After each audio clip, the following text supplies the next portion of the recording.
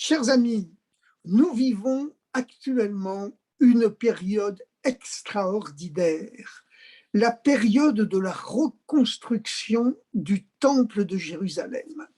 Dieu nous a donné ainsi 3 semaines de reconstruction pour réparer tous les manques, tous les défauts, toutes les abominations qui ont conduit malheureusement à la destruction du deuxième temple de Jérusalem, après celle déjà du premier.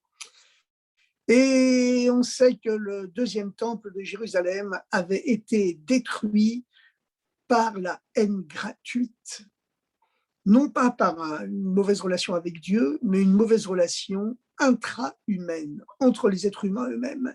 Les êtres humains qui se détestaient gratuitement, qui se haïssaient même sans raison, et qui n'étaient pas portés ni au pardon, ni à la clémence. Or, le monde a été créé sur la bonté et sur la clémence, en particulier sur la Tiferet, la Rachamim. Et donc, la seule façon de réparer cet exil, c'est l'opposé, c'est l'amour gratuit. Ça veut dire aimer quelqu'un qui n'a aucune qualité, mis à part qu'il a été créé par Dieu, que c'est une créature de Dieu. C'est vraiment pas de sa faute, hein. Il a été créé comme ça, comme on le dit, Al-Korchach Atachai, dans Pirkei Avot, c'est de force que tu es vivant. Et sa seule qualité, c'est qu'il a été créé contre son gré, il a été créé par Dieu. Et ben, ces gens-là, qui n'ont que des défauts, leur seule qualité, c'est d'avoir été créés par Dieu. C'est cela l'amour gratuit, c'est seulement lorsqu'on aime ces créatures-là, ces gens-là, sans attendre de récompense, sans attendre de retour, eh bien, c'est cela qui amène la construction d'une troisième temple de Jérusalem, Mida Keneged Mida, mesure contre mesure, ou plutôt mesure pour mesure. C'est l'amour gratuit qui seul peut racheter la haine gratuite qui a amené la destruction. Seul l'amour gratuit amènera la construction. Et pendant ces 3 semaines, et en particulier, à plus forte raison, bien sûr, pendant les 9 jours qui séparent Rosh Chodesh Menachem Av, le premier jour du mois de Av, qui est également l'anniversaire du décès de la Istalkut, la Hiloula, de Aaron, le Kohen Gadol.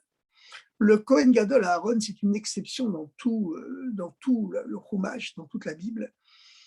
La date précise de son décès, le premier jour du mois de Av, est mentionnée explicitement dans le Chumash. On ne trouve aucune date dans le Chumash, ni de la mort de Moshe, de Moïse, ni de celle de leur grande sœur Myriam, ni de celle d'Abraham, de Yitzhak, de Yaakov, de personne, absolument personne. On sait par tradition que Moïse a quitté ce monde le 7e jour du mois d'Adar, le même jour qu'il était né, pour signifier à tous les êtres humains que la mort, en vérité, c'est une nouvelle naissance.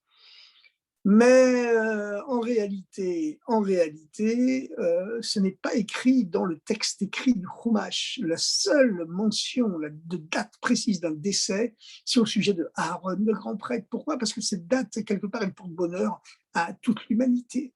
Ben oui, comme disait Winston Churchill, hein, quand les Juifs sont bénis, le monde entier est béni. Alors, bon, la Torah l'a dit avant Winston Churchill, mais quand même, Winston Churchill, dites-moi, il a de l'autorité, hein, on peut le citer. Surtout quand il dit des choses belles et intelligentes comme celle-là. Alors donc, quelle était la qualité d'Aaron spéciale pour lequel la Torah le sépare de tous les grands tzadikim, de tous les justes, de tous les grands prophètes de l'histoire du peuple juif, pour lui uniquement mentionner le jour de sa mort, sa Hiloula? Eh bien, c'est parce que la qualité de Aaron, c'était qu'il était Ohev Shalom, Verodef Shalom. Il aimait la paix, et non seulement il aimait la paix, mais il poursuivait la paix. Parce que aimer la paix, tout le monde aime la paix, bien sûr. Bon, et vous direz que Mussolini disait que la guerre est à l'homme, ce que la maternité est à la femme. Mais ça ne lui a pas porté bonheur, d'accord. Et tout le monde sait aujourd'hui que ce qu'il disait, c'était vraiment n'importe quoi. Car comme le dit la Torah, Shalom Kan, Akol Kan, la paix est là, tout est là. Et la Torah n'a été donnée, et la Torah est là, la Shalom Baolam, la Torah n'a été donnée que pour apporter la paix dans le monde. C'est pourquoi le chiffre de la Torah, par excellence, c'est le chiffre 3. Le chiffre 3, parce que le chiffre 3, c'est le chiffre de la paix. Il n'y a pas de mérite à être en paix quand on est tout seul. Mais c'est une paix quelque peu superficielle, un peu faible. On ne sait pas si elle résistera à l'ouragan qui va s'opposer à elle. 2, ça y est, la dualité est là, le conflit est là. 3, c'est la réconciliation qui amène un niveau d'unité plus haut à se dévoiler encore, parce que l'unité se dévoile à ce moment-là dans la pluralité, dans la dualité, c'est-à-dire la pluralité. Car la dualité du chiffre 2, c'est quand même la forme la plus réduite de pluralité, mais c'est le passage de l'unité à la pluralité qui crée toute la différence. Et quand l'unité se dévoile dans la pluralité, c'est le chiffre 3, le 1 qui se dévoile dans le chiffre 2, qui crée le chiffre 3, ça c'est la paix. Et ça, c'est un niveau d'unité beaucoup plus haut que lorsque l'unité était seule en elle-même. Et c'est la raison pour laquelle le 3e jour de la création, c'est le seul jour de la création où Dieu dit 3 fois que ce qu'il a fait c'est bien, avec le 6e jour, où Dieu dit que ce qu'il a fait c'est très bien, Yom Shishi.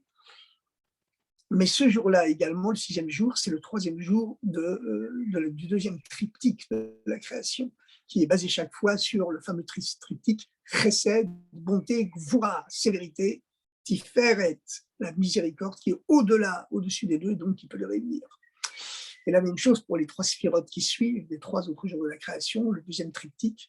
De nouveau, il y a le chesed qui se dévoile pour créer les planètes, le soleil, la lune et les étoiles, la rigueur, la sévérité qui se dévoile pour créer la loi de la jungle, les animaux, le 5e jour, et puis tous les deux sont bonté et violence, sont unis dans un niveau plus haut qui les réconcilie. C'est le 6e jour de la création où est créé l'homme qui est le microcosme de l'univers, qui contient tout l'univers en lui, parce qu'il est le plus haut, donc capable de tout unir. Alors maintenant, chers amis, nous sommes aujourd'hui le 2e jour du mois de Menachem Av. Pourquoi ce mois de Menachem Av porte-t-il le nom de Menachem, qui, comme on le sait dans la tradition, dans le Talmud, Menachem, c'est le nom du Messie, c'est le prénom du Mashiach. Voilà, le prénom du Mashiach. Et évidemment, dans le Talmud, lorsqu'on discute du nom que portera le Messie, le Mashiach, eh bien, il y a plusieurs prénoms qui sont présentés. Il y a Yinon, il y en a d'autres. Mais le principal, c'est Menachem, le consolateur, le consolateur. Et le mois de Av, il est appelé, bien sûr, comme on le sait, Menachem Av, le Père consolateur. Pourtant, cela pose problème. Quel est le problème? Ben oui, chez les Juifs, on aime bien poser des questions. C'est par les questionnements que la vérité s'établit. C'est la discussion et du questionnement que jaillit la lumière. Alors, normalement, vous voyez, nous avons ici affaire à 2 concepts opposés. Dans le judaïsme, on explique que dans la dimension psychique des êtres, eh bien, le Père, il n'est pas consolateur. Le Père, il est Merachem. Qu'est-ce que ça veut dire Merachem? Merachem, c'est plus haut que la consolation. Merachem, ça signifie il est miséricordieux. Rachamim, la miséricorde. Comme il est écrit, Bechaim etim berachamim rabim.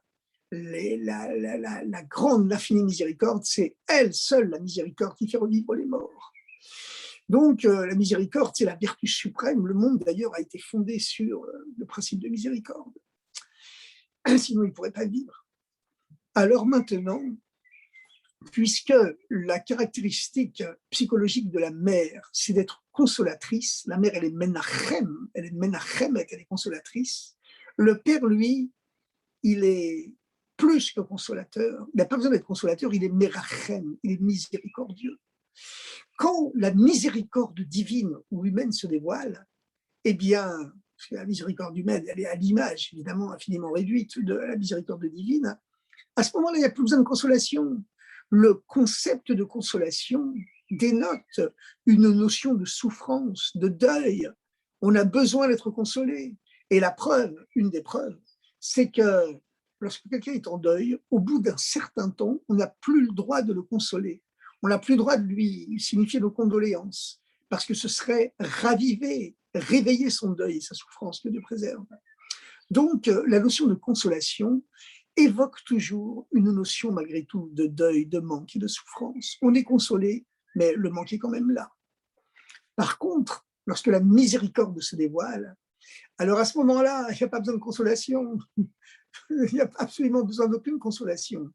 Et c'est pour ça que, en vérité, le Père, on dit que c'est la projection humaine de la dimension divine de Chokhmah. Tandis que la mère, c'est la dimension divine de Bina. la projection divine, la matérialisation de la Bina. Quelle est la différence entre Chokhmah et Bina? Ben, Chokhmah, c'est un niveau de conscience que seuls possèdent les très très grands prophètes. Dieu est tout et tout est Dieu. Quand Dieu est tout et tout est Dieu, ben, il n'y a pas besoin de consolation.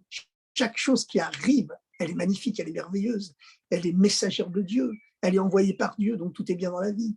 Donc on a l'histoire de un grand tzaddik, un très grand disciple de Rabbi du Maguid de Mezerich, le successeur du Baal Shem Tov. Je vous rappelle que le Maguid de Mezerich avait pris 2 fois la force spirituelle du Baal Shem Tov. Alors un de ses disciples travaillait sur lui-même pour être capable d'aimer les souffrances autant que les réjouissances. Et alors, il n'en était pas capable. Il a demandé un conseil au Maguid de Mezerich.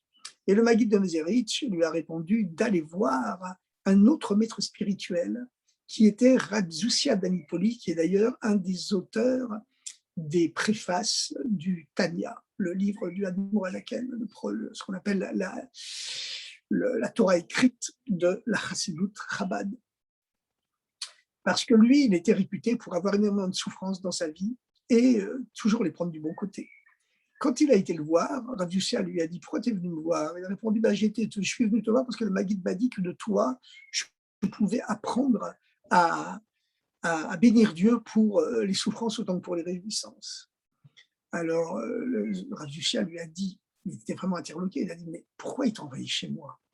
Moi, dans ma vie, j'ai des réjouissances, je n'ai pas de souffrance. Je ne comprends pas pourquoi il t'a envoyé chez moi. Je t'ai envoyé à la mauvaise adresse. » C'est parce que Rav Zoussia, il était dans cette conscience de Chokhmah, Koachma, c'est-à-dire, vous savez que Chokhmah, on traduit ça par la sagesse, ou plutôt l'intuition. Mais en vérité, c'est la contraction de 2 termes hébraïques, Koach qui veut dire la force, Ma qui veut dire le quoi.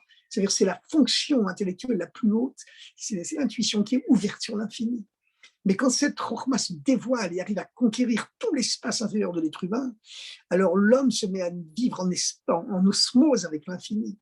Et quand cette conscience de l'infini le pénètre intégralement, à ce moment-là, il vit dans une conscience divine. Dieu est tout et tout est Dieu. Quand il voit une fleur, il ne voit plus l'apparence physique de la fleur seulement, il voit la force divine qui est dans la fleur, qui l'a fait sortir sans arrêt à chaque instant du néant à l'être, etc., etc. Et la même chose pour les pierres, la même chose pour les êtres humains, à plus forte raison, évidemment. Alors, puisque vous savez bien sûr que les 4 règnes de la création, ce sont 4 dévoilements successifs de la lumière divine qui est présente dans le monde. La pierre qui est inanimée, ensuite, à un niveau plus haut, la lumière divine se dévoile plus fort à travers le règne végétal, plus haut que le règne animal, plus haut que le règne minéral. Voilà, la pierre, c'est le règne minéral. Puis la force divine inhérente à la création, présente à l'intérieur de la création, se dévoile à un niveau plus fort dans le végétal. Il y a déjà une vie dans le végétal beaucoup plus forte, beaucoup plus évidente que celle qu'il y a dans le minéral, qui est complètement muet et immobile. Puis ensuite, cette force divine présente dans la création, elle se dévoile à un niveau plus fort encore dans l'animal. Et puis évidemment, beaucoup plus dans l'être humain, qui a, lui, pour rôle d'élever vers Dieu, de ramener à leur source les étincelles divines en exil qui font vivre les 3 règnes inférieurs, minéral, végétal et animal. C'est la raison de l'exil du peuple juif qui a été dispersé dans le monde entier pour ramener à leur source divine les étincelles divines tombées en exil dans toute la création. Quand les Juifs ont fini leur travail de purification de ce qu'on appelle les netzutzot, les étincelles, dans un pays, eh bien, il y a un décret politique, où il y a des conditions économiques ou politiques qui se modifient, et Dieu, en vérité, nous pousse à travers ces décrets humains pour accomplir notre mission dans un autre pays. Et c'est ça le sens de l'exil du peuple juif, amener la rédemption des étincelles divines tombées en exil dans la matière pour que la matière puisse vivre. Et lorsqu'on utilise, par exemple, une langue comme le français, l'anglais ou n'importe quoi pour parler de Torah, eh bien, cela ici ramène à sa source l'étincelle divine qui est en exil dans cette langue, qui ne servait alors que pour parler de bêtises, de futilités ou de choses simplement matérielles. Mais quand on utilise cette langue pour parler de Torah, alors l'étincelle divine qui était en exil dans les stupidités ou les trivialités humaines, eh bien, ou la matérialité humaine, le matérialisme tout simplement, auquel était consacrée généralement cette langue, eh bien, l'étincelle divine qui anime cette langue, qui en est l'âme, est libérée, retourne à sa source. Et voilà, et c'est comme ça qu'on prépare le monde à l'avenir du Mashiach. Mais le fait qu'aujourd'hui, beaucoup de Juifs sont déjà rentrés en Eretz Israël grâce à Dieu, eh bien, c'est un signe que toutes les étincelles divines en exil dans le monde ont déjà été élevées en grande partie. Alors maintenant, la question se repose, puisque le niveau de Merachem, la miséricorde, c'est beaucoup plus haut que Menachem, la consolation, elle porte toujours une trace de deuil, de souffrance en elle. Encore une fois, la preuve, c'est qu'au bout de certains temps, elle pourra consoler les gens, ça pourrait réveiller leur souffrance. Mais quand c'est la miséricorde qui se réveille, qui se dévoile, la miséricorde divine qui se dévoile, à ce moment-là, il n'y a pas de punition, il n'y a pas de souffrance, il n'y a pas de châtiment, tout est merveilleux, tout est beau et tout est grand. Alors, puisque c'est le Père qui a cet attribut, qui possède cet attribut de miséricorde, d'être Merachem, pourquoi est-ce qu'on le descend de niveau et on appelle le moi qui porte le nom de Père, Av signifie Père en hébreu, non pas Merachem miséricordieux qui enlève tous les problèmes en amont, mais qu'on appelle seulement, on le rétrograde au niveau de Menachem, consolateur, le Père consolateur, qui est en aval. La souffrance est déjà venue et maintenant on fait un barrage pour l'empêcher de se diffuser davantage et pour en atténuer les mauvais effets. Eh bien, la raison, c'est tout simplement la raison pour laquelle Dieu a créé le monde. Pourquoi Dieu a-t-il créé le monde? Dieu, il est plus que parfait, il est au-delà de toute compréhension humaine, évidemment. Il a créé le monde, des mondes supérieurs, des mondes inférieurs. Hein. De façon générale, vous savez que le monde matériel dans lequel on vit n'est pas le seul monde qui existe. Entre Dieu et nous existe toute une chaîne de mondes qui s'enchaînent les uns les autres, à travers lesquels la lumière divine se voile progressivement jusqu'à arriver dans notre monde à nous, où elle est complètement voilée. Bien. De temps en temps, il y a les miracles des tzadikim qui dévoilent cette force divine qui est dans le monde, mais d'une façon générale, elle est complètement voilée. Où il y a des coïncidences incroyables dans la vie qui se disent, mais c'est pas possible, ça a un sens, c'est pas arrivé là par hasard. Et en vérité, le travail du juif, c'est aussi d'être capable, de tout être humain d'ailleurs, d'être capable de comprendre des messages divins que la nature et le monde nous envoient sans arrêt. Car tout est message divin, comme dit le rabbi, même une pierre, quelque part, elle est messagère de Dieu. Alors, d'une façon générale, il existe 4 mondes d'ailleurs, hein, à travers lesquels la lumière divine se voile progressivement, jusqu'à arriver dans ce monde à nous où elle se voile complètement. Ces 4 mondes qui sont d'ailleurs l'expression des 4 lettres du nom divin, le nom de Dieu à 4 lettres, le Yud, le He, le Vav et le He. La lumière divine se voile progressivement à travers ces 4 lettres du nom de Dieu, la lumière divine qui se dévoile à travers la dernière lettre, le He, est beaucoup moins puissante que celle qui se dévoile dans la petite lettre du début, le Yud. Justement, le Yud,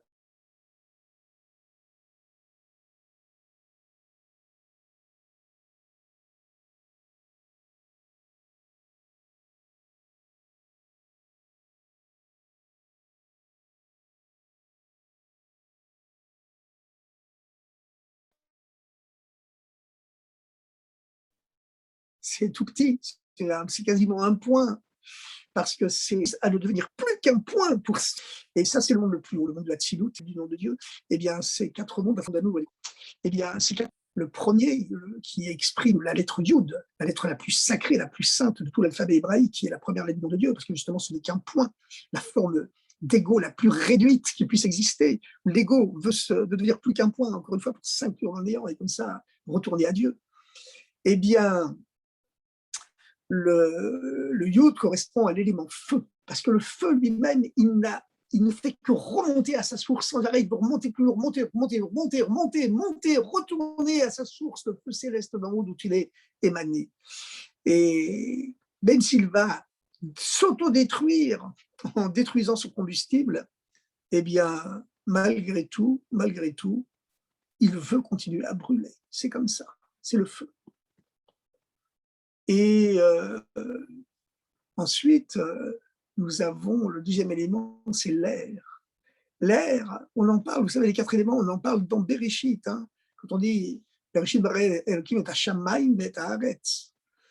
Bereshit bara Elokim et Hashamayim. Shamayim, c'est composé de 2 termes.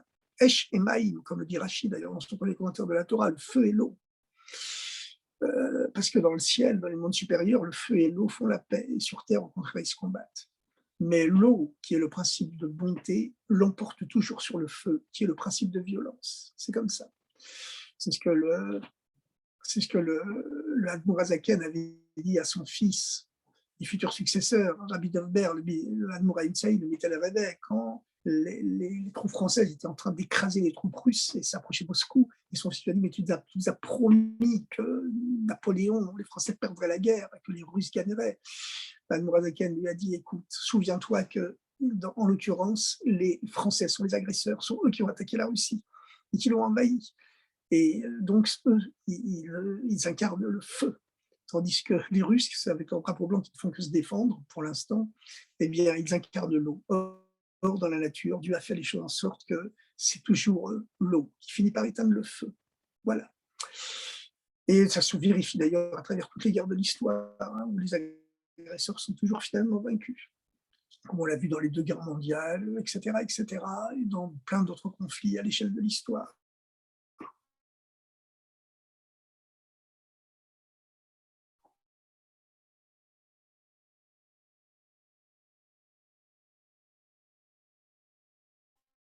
C'est ce qui fait d'ailleurs l'éternité du peuple juif. Cosmologie, où il y a le deuxième feu qui ne fait que retourner à sa source, que c'est l'air, parce que l'air, on en parle aussi dans le premier verset, tout au début de Bereshit en tout cas, lorsqu'on parle de l'air qu'on appelle Ruach, en hébreu, il est écrit Ruach Elokim Merachefet al Pnei Hamayim, l'air plane au-dessus des eaux. Eh bien, il plane, ça veut dire qu'il ne descend pas, mais il ne monte pas non plus, parce que ça exprime un niveau de conscience où déjà un embryon d'ego, donc un embryon de mal, existe déjà, bien qu'il soit infinitésimal, ce qui fait que on ne tombe pas, on ne descend pas. Et puis, il y a un troisième monde, hein, c'est le monde, ce qu'on appelle le monde de Yetzira, dans lequel le bien et le mal sont à égalité. Le feu et l'air sont à égalité. Le bien et le mal sont à égalité, mais ça reste encore un monde spirituel où le bien et le mal sont bien séparés, on ne peut pas se tromper. Et puis il y a notre monde à nous, où non seulement le mal est plus fort que le bien, mais le mal est mélangé au bien. C'est le monde, le nôtre, où aux éléments supérieurs qui sont le feu et l'air s'adjoignent les éléments tombants, les éléments qui tirent vers le bas, qui sont l'eau, qui descend évidemment. Vous mettez de l'eau en suspension dans l'air, elle fait que descendre. Et puis, à plus forte raison, la Terre, bien sûr, qui non seulement descend, mais en plus parfaitement immobile. Voilà. Alors, comme l'explique le Tadia, nous avons tous en nous ces 4 éléments. Même sur le plan psychologique, il y a des gens chez lesquels l'élément feu est prédominant. Alors, ce sont des gens qui peuvent avoir un amour pour Dieu qui brûle comme une flamme. Mais sur le mauvais côté, ce sont des gens qui seront orgueilleux, violents, ils s'élèvent comme le feu dès qu'on leur fait un reproche qui ne leur plaît pas. Puis les gens chez qui l'élément air est prédominant, l'air en hébreu, rouar, ça signifie également le vent. C'est des gens qui font beaucoup de vent, qui aiment bien parler pour rien dire, des fanfarons, etc. Et puis ceux qui ont l'élément eau en eux, c'est des gens qui recherchent les plaisirs de la vie, et puis quelquefois ils ont tendance à rechercher rien d'autre. Et puis les gens qui ont l'élément terre en eux, c'est des gens qui sont immobiles comme la terre, c'est des gens qui sont feignants, qui sont tristes de nature, comme le serpent. Vous voyez, le serpent, il rampe sur la terre, rien ne le sépare de la terre, il est en osmose avec la terre, il se nourrit même de terre. Alors le serpent est toujours triste. Un jour, un grand maître qui parlait le langage des animaux a apostrophé le serpent en lui disant « Mais pourquoi toi, tu es toujours triste? Les autres animaux, ils sont gais, ils sont joyeux, pourtant ils ont des problèmes de parnassa, ils doivent se battre pour trouver leur pitance. Toi, tu n'as pas besoin de te battre puisque tu te nourris de terre, donc tu as toute la terre pour toi, tu n'as jamais de souci à te faire. » Et le serpent a répondu « Je me fais du souci pour le jour où j'aurai dévoré toute la terre. » Voilà. Alors, chers amis, la question revient, pourquoi ce mois-ci s'appelle-t-il le mois de Menachem Av, le Père consolateur, alors que c'est la qualité de la mère d'être seulement consolatrice, et que le Père, quelque part, il possède une qualité beaucoup plus haute. Il est miséricordieux, ce qui fait que quand on est miséricordieux, il n'y a même pas besoin, il n'y aura jamais besoin de consolation, puisque tout va bien dans la vie grâce à Dieu, grâce à ce dévoilement de cette miséricorde divine. Et bien la raison, justement, c'est que Dieu n'a pas créé tout le cosmos spirituel et matériel pour les mondes supérieurs. Le but de la création, c'est que Dieu a voulu être dévoilé dans ce monde inférieur, ce monde matériel avec ses problèmes triviaux de haine gratuite qu'il nous faut réparer par un amour gratuit aujourd'hui, ce monde matériel avec ses problèmes d'argent, ses problèmes d'envie, de jalousie, ne tue pas, ne vole pas, ne convoite pas, etc., comme les 10 des derniers, comme les derniers des 10 commandements. Les premiers des 10 commandements, c'est quelque chose de magnifique, c'est métaphysique. Hein. Les 3 premiers mots des 10 commandements, c'est tous les mystères de l'unité divine les plus hauts. Hein. C'est Anochi, c'est moi qui suis, ça veut dire le niveau de Dieu qui est trop haut encore pour porter un nom, l'essence divine inqualifiable au-delà de tous les noms. Anochi, et Anochi d'ailleurs c'est un nom égyptien, c'est un mot égyptien qui signifie c'est moi, c'est le moi divin qui se dévoile, alors qu'il est encore indéfinissable au-delà de tous les noms. Et Anochi c'est un mot égyptien parce que le niveau le plus haut ne peut se dévoiler que dans le niveau le plus bas. Il a fallu que les Hébreux, nos ancêtres, passe par plusieurs siècles d'esclavage en Égypte pour élever, descendre et être purifiés les étincelles divines qui étaient en exil dans cette immoralité absolue qui était la civilisation égyptienne, pour que le monde soit du même coup quelque peu purifié et puisse devenir digne de recevoir la Torah. Et aujourd'hui, les Juifs ont été depuis 2000 ans presque déjà, envoyés en exil dans le monde entier pour élever les étincelles divines en exil dans le monde entier pour purifier le monde entier, pour le préparer et recevoir la Torah du Messie. Car au sujet de la Torah du Messie, ce sera toujours la même Torah. Hein. Il n'y aura pas une lettre qui sera changée, pas un signe sur les lettres qui sera changé non plus. Mais le sens profond que dévoilera le Messie sera tellement incroyable qu'on aura l'impression que c'est une nouvelle Torah. D'où le fameux discours prophétique Torah Hadasha, mais une nouvelle Torah sortira de moi. Et bien donc, Dieu, il a tout créé, les mondes les plus hauts, etc., mais le plus important, c'est qu'il veut être dévoilé dans ce monde-ci. C'est pour ça qu'il a créé les mondes supérieurs, pour être dévoilé dans le monde inférieur, le monde où le mal est majoritaire, c'est-à-dire dans notre monde à nous. Et non seulement dans notre monde à nous, le mal est majoritaire, mais il est mêlé avec le bien. Si bien que les gens font le mal en étant sûrs qu'ils font le bien, ils font le bien en croyant, en étant sûrs qu'ils font le mal. Alors vous voyez, ce monde est complètement fou. Le monde futur, c'est le monde de la vérité. Mais ce monde-ci, on l'appelle le monde du mensonge. En tout cas, bah oui, on va très bien dans les médias, hein, c'est le monde du mensonge. C'est le monde du mensonge. Voilà, regardez, le premier jour de la guerre des 6 jours en 67, tous les médias français affirmaient que les Arabes venaient d'attaquer Israël et que l'État juif était en perdition, alors que grâce à Dieu, on avait gagné la guerre virtuellement au bout de 3 heures. Ils mentaient autant pour soutenir Israël qu'ils mentent maintenant contre Israël. Voilà. Peut-être qu'ils essaient de se racheter, mais en réalité, ils ont menti en défaveur d'Israël depuis beaucoup plus longtemps qu'ils ont menti à un moment donné en faveur d'Israël. Mais bon, peu importe. C'est le monde du mensonge. Voilà, la France, les médias français soutenaient à fond Israël en suivant le gouvernement français, d'autant qu'on avait besoin d'Israël pour aider la France pendant la guerre d'Algérie. Et puis, dès que la guerre d'Algérie était finie et que le marché pétrolier et puis le marché culturel et linguistique du monde arabe et du tiers-monde en général s'est ouvert à la France, qui entendait être le nouveau pôle attractif du tiers-monde entier, en particulier du monde arabo-musulman, pour damer le pion aux États-Unis et à l'URSS. Voilà, De Gaulle voulait ériger la France en pôle d'attraction. Alors évidemment, Israël est devenu négligeable à ses yeux, d'où son changement d'alliance.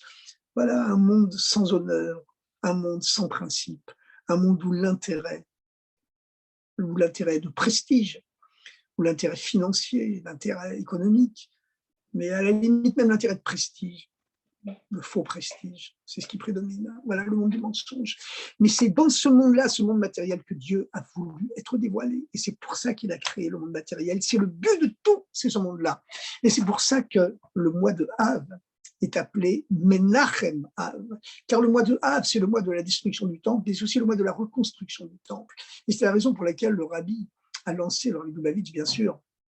Quand on dit le rabbi aujourd'hui, déjà depuis longtemps, tout le monde sait qu'on parle du rabbi Lubavitch. Hein. C'est comme dans le Talmud, on parle de Rabbi Yehuda Anassi, Rabbi Yehuda le prince, celui qui a profané, il y a près de 2000 ans, l'interdiction de mettre par écrit la Torah orale, parce qu'il a vu que l'exil commençait, que la Torah orale allait se perdre si on ne la mettait pas par écrit, alors que c'était interdit de la mettre par écrit jusque-là. Chaque élève devait intérioriser toute la Torah orale sans arrêt, parce que, évidemment, quand c'est intériorisé, c'est beaucoup plus fort, beaucoup plus puissant que si on a besoin d'un support écrit comme une béquille, d'accord, que Dieu préserve.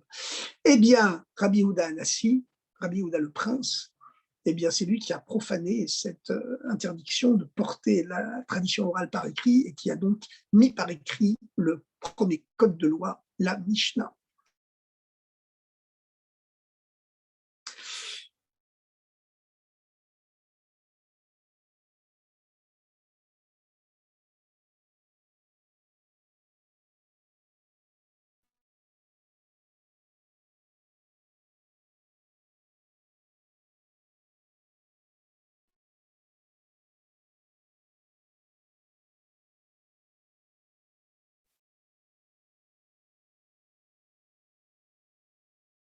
Qui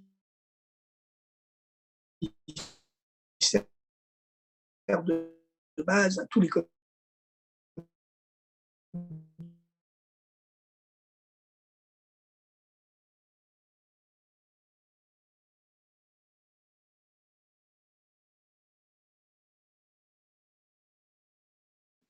du monde, doit conserver malgré tous ces critères. Dieu veut que ce monde conserve ces critères à tel point que la notion de Ouais, consolation, la vidéo est elle doit à rester l'envers. dans ce monde. Dieu ne veut pas effacer les paramètres de ce monde. Il ne veut pas effacer les caractéristiques de ce monde. Il ne veut pas que l'ego humain soit détruit avec toutes ses qualités et même quelquefois ses défauts. L'être humain doit continuer à exister dans ses paramètres tels que Dieu les a créés, mais dans ce système basé sur la consolation doit retentir la miséricorde, doit se dévoiler un souffle plus haut qui est celui de la miséricorde. Et comme Dieu le dit, la mère est consolatrice, le père est miséricordieux, et moi je vous tiendrai le Dieu de père et de mère. La miséricorde divine, c'est-à-dire la conscience où Dieu est tout et tout est Dieu, doit se dévoiler dans la conscience actuelle, où malgré tout, même si Dieu est tout et tout est Dieu, nous aussi nous existons, car Dieu veut que nous existions et que nous conservions nos paramètres d'être inférieurs à l'intérieur desquels se dévoilera la réalité supérieure de la lumière divine absolue. Israël, Voilà, c'est la raison pour laquelle ce mois ne s'appelle pas Merachem Av, le Père miséricordieux, qui exprime la miséricorde divine, dans laquelle Dieu est tout est Dieu, donc le mal n'existe pas.